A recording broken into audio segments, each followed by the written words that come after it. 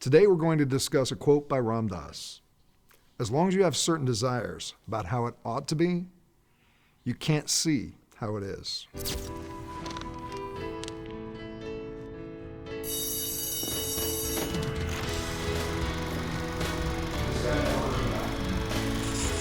Take the first step.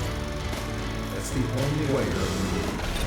And one of the biggest challenges I've had in my own journey of personal development and self-awareness is really learning to strip away expectations, strip away past associations, and allow myself to be present in the moment and experience the moment.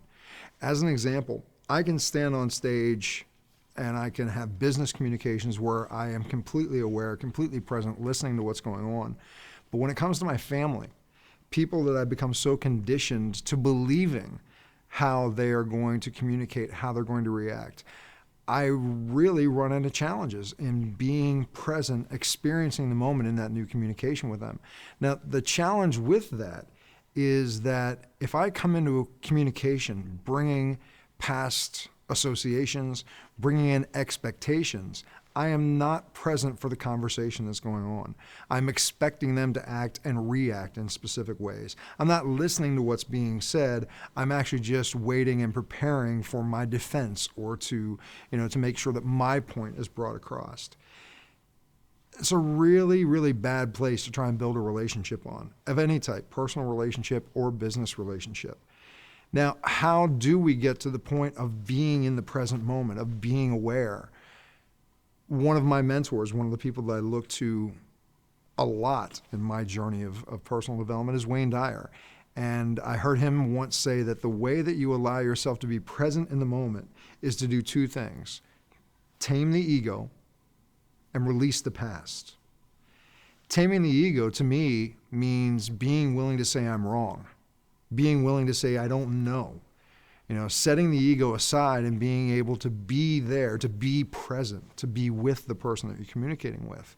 Releasing the past means that what happened yesterday, what happened a month ago, what happened a year ago, does not mean it's going to happen again. Every experience that we have shapes our life, it shapes our belief systems, it shapes our communication.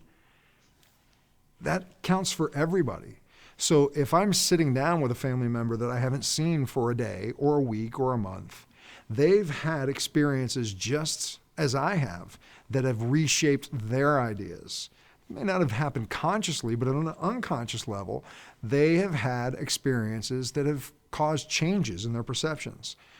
And when I remember that, I allow them to present themselves as they've changed and they've grown, and I allow myself to actually enter into communication rather than just repeating old cycles.